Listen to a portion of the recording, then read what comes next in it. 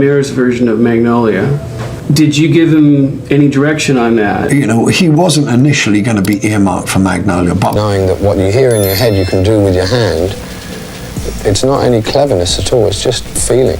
He doesn't need to prove a thing. He doesn't chase trends, headlines, or the next generation's approval. Eric Clapton simply plays, and 3 generations stop what they're doing and listen. For more than 60 years, his guitar has been a living bridge between American blues and the rest of the world. Others may be flashier, faster, younger, but no one carries the weight of tradition the way Clapton does. He wasn't born into the blues, he earned it. A white kid from England who sat at the feet of black American blues legends, learned their language, and then carried their stories to millions without stripping them of their soul.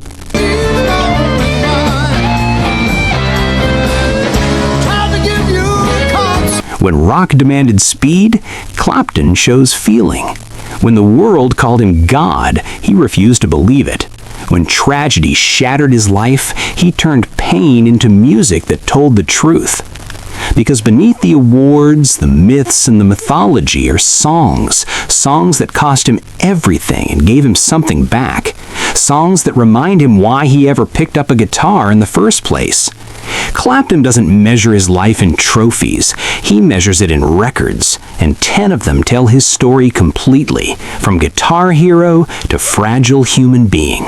These aren't just hits, they're survival documents. 10 songs, 10 scars, 10 truths. Some friendships create good music. This one created history.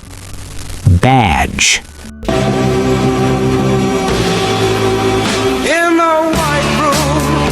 1968, a jam session with George Harrison, 2 guitar minds speaking fluently without saying a word. The song itself was an accident, Clapton misreading Harrison's handwriting, but accidents often reveal more truth than careful plans ever could. Badge became Cream's quiet goodbye, recorded as the supergroup was falling apart. Jack Bruce's bass walked the line between rock and jazz. Ginger Baker's drums swirled with barely controlled chaos. And Clapton's guitar, restrained, emotional, precise, translated blues into psychedelia without ever losing its heartbeat. Harrison played rhythm, uncredited because of Beatles contracts, but his presence lives in every chord. The session felt bittersweet. Everyone knew Cream was ending. Talent hadn't failed them, ego had.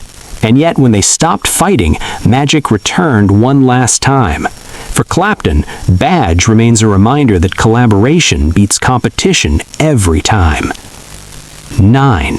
Crossroads. Some covers honor the original. This one stood beside it. Robert Johnson's Delta blues standard was already sacred ground. Clapton didn't modernize it, he electrified it without stripping its soul.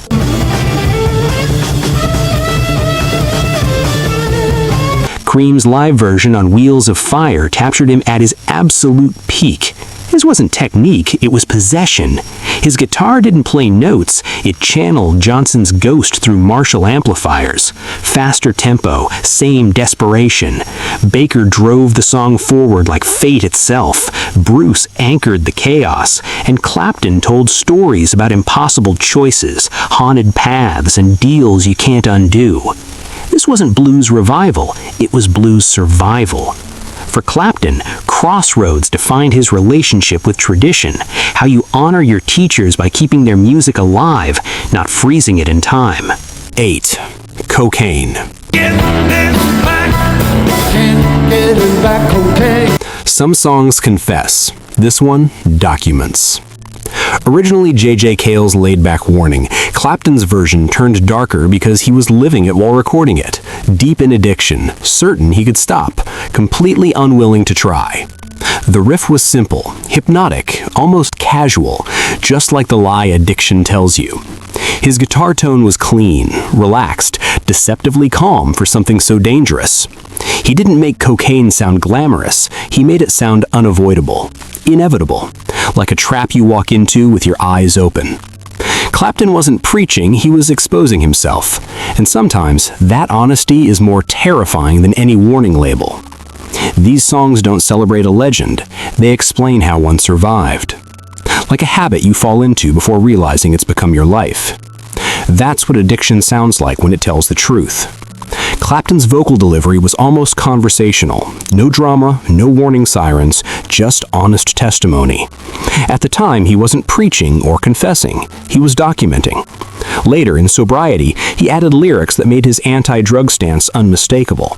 But the original version captured something far more unsettling. How addiction feels normal until suddenly it isn't.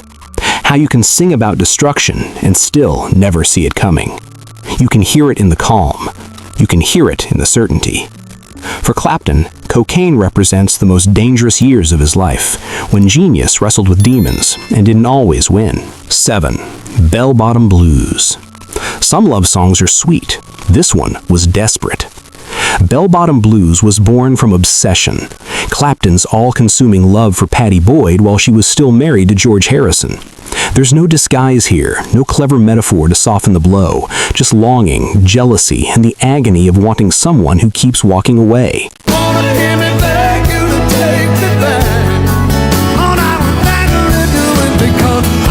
He sang about watching her leave, turning fashion into a symbol for everything slipping through his fingers. The Derek and the Dominoes album captured Clapton at his most exposed. His voice didn't aim for perfection. It cracked, strained, and bled. This wasn't performance. This was a man unraveling in real time. The guitar followed the same rule. Beautiful, but restrained.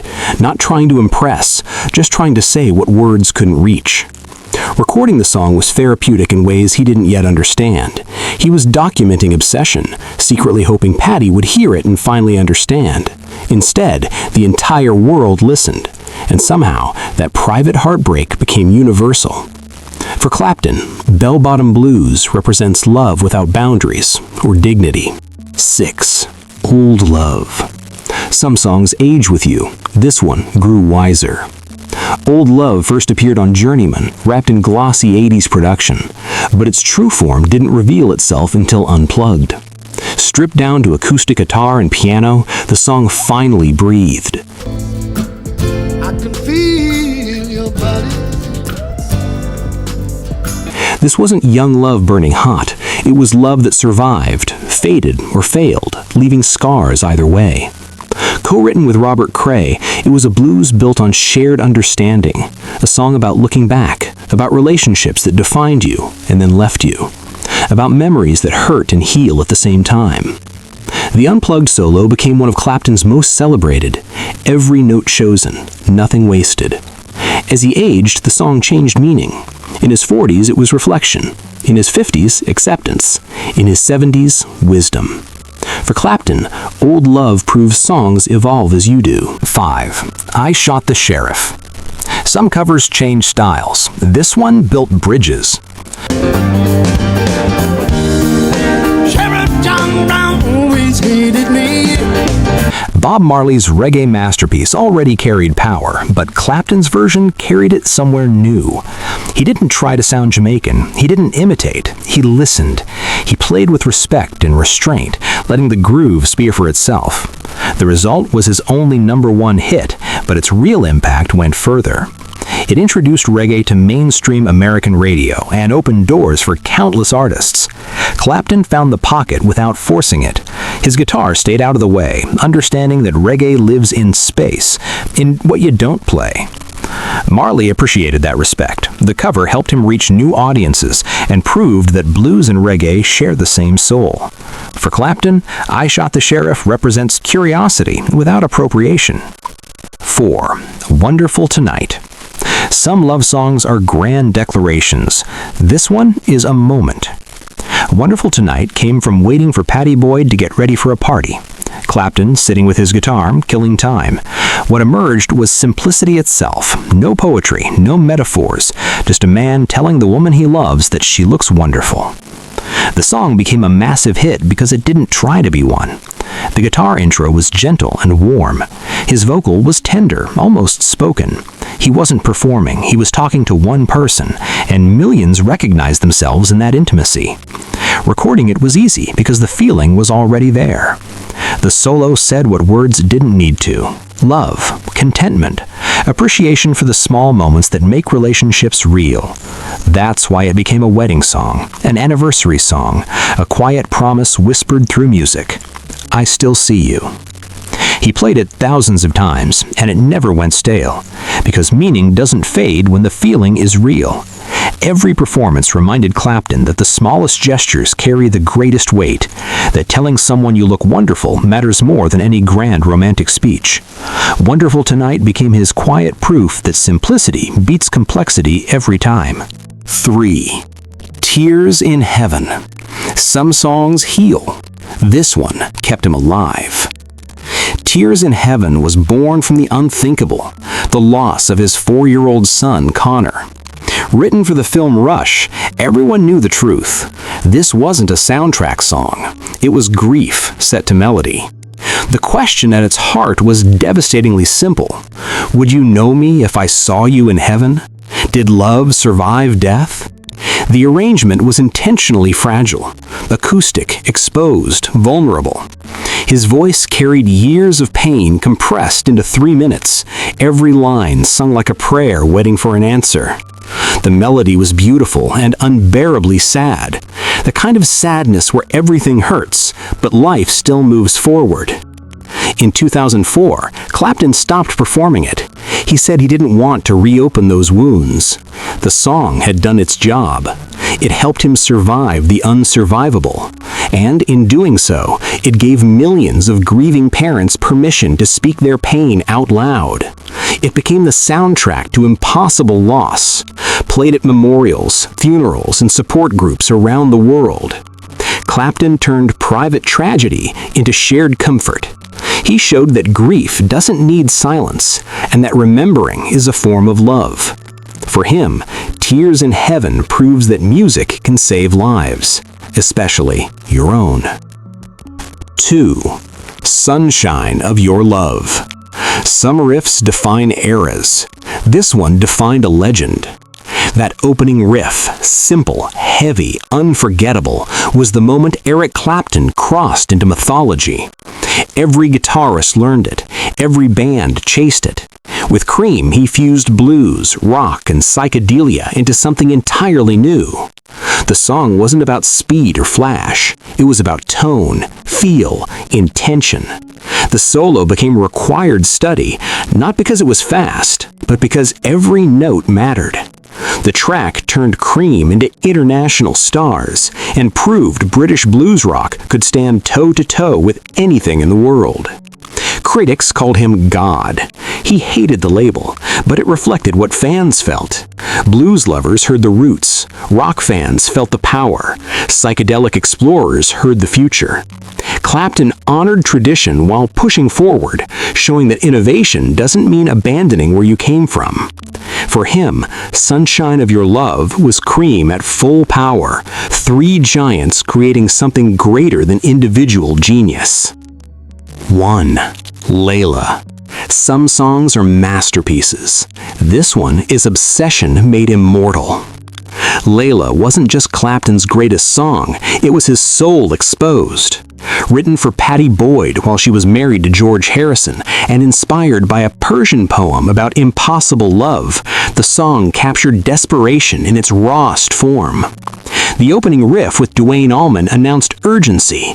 Clapton's vocals begged, the guitars burned. 2 masters pushing each other beyond limits. And then came the piano coda, 7 minutes of the most beautiful pain ever recorded. Years later, Clapton stripped it down for Unplugged. Less desperation, more wisdom. Same truth, different chapter. For Clapton, a song isn't complete until it tells the truth. These 10 songs tell his entire story. Which one speaks to your soul?